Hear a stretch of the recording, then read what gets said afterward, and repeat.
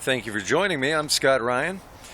I'm trying to be cautiously optimistic, and at the same time, I want to voice my feeling that I'm a bit concerned about the safety of this country. If Obama loses, and God willing, when Obama loses this election in November. And the reason I'm concerned is because this is not your ordinary race. This is not your ordinary candidate. What has happened, the adulation, the veneration that we have seen, and what he is used to when he rose out of nowhere as this messianic figure, the absolute adoration, unquestioning devotion by the media like the Brian Williams, David Gregory, Barbara Walters, Chris Matthews, Andrea Mitchell.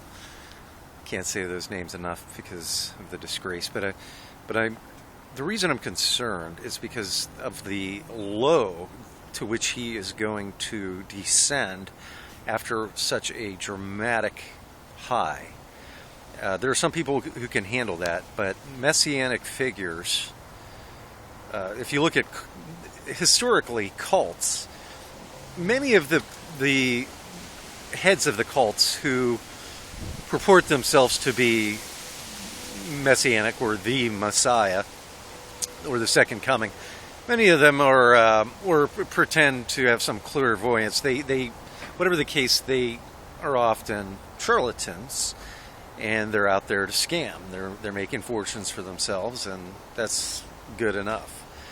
But there are instances where the cult leader, we can never know their heart, but there's reason to believe that on occasion some of these cult leaders actually are deluded and they believe their own hype, like Jim Jones and perhaps the late Sun Myung Moon of i.e. the Moonies, or David Koresh. There's something that sets them apart, and they're very dangerous, and those situations do not end nicely. And those people often end up short-lived. And that is a very scary prospect for America, because if they say the eyes are the window to the soul. There is something about Obama that is very eerie, very creepy. It was even said by his sycophant media shills during his inauguration, when they were talking about how eerie it was when Obama escorted his family off the stage and he looked down upon them as though he was watching himself, watching them. But the error, the way the guy carries himself, his belief, he believes the hype. This isn't your ordinary charlatan. And the American system, when this election's over in November, there's that lame duck period where if he loses, God willing, he's still president for a couple months, and until early January. And I am very afraid for the destruction, the potential treason, the potential antagonism, the evil that can be done, the damage that could be inflicted upon this country intentionally. And I've said before in past blogs that could be our last king of Scotland. If you've never seen the movie The Last King of Scotland, I urge you to go out and see it. It deals with the former Ugandan dictator, Amin, and it ends in a very climactic way where the guy is he's deluded. And, it starts off nicely. Everybody's worshiping him and loving him, and they have hope now there in Uganda, and things are going to be great. It happens all the time in third world countries. Well, now this is our world, and Obama has acted like a would-be dictator. He's ignored the Constitution. Everything in his demeanor, everything in his makeup is dictatorial.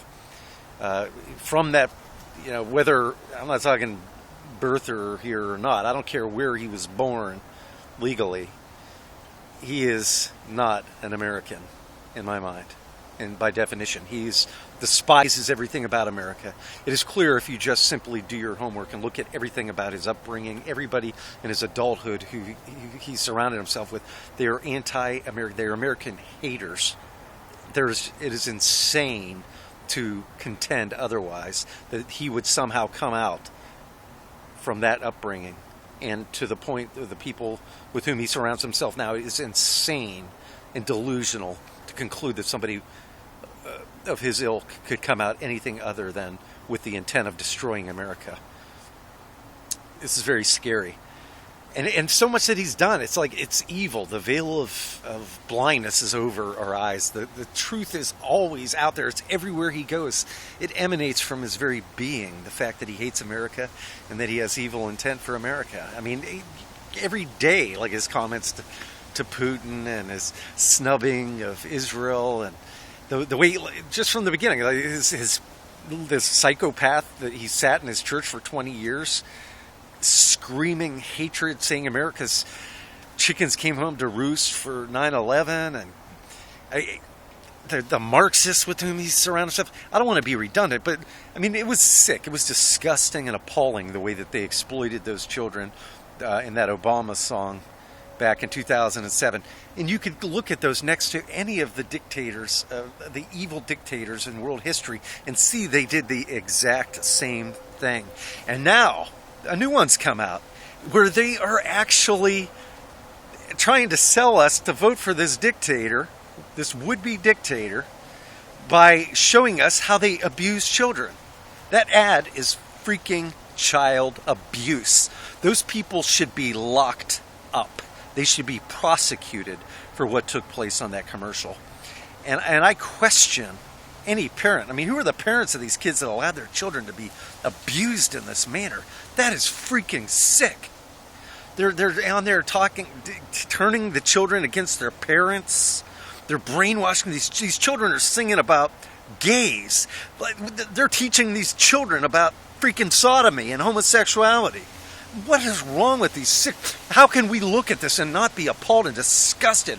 This is freaking child abuse. This is a sick son of a bitch, Barack Obama, dangling child abuse. Look at me, molesting these kids. Molesting it. I'm going to shove it and rub your face in it. But no, Andrea Mitchell and Chris Matthews and Brian Williams and Barbara Walters and Joy Behar, you guys just love child molesters, don't you? Because that's what this shit is. This is freaking disgusting. I'm waiting for somebody to wake me up from this nightmare and tell me that this piece of crap was not elected as our president. Thank you for joining me. I'm Scott Ryan.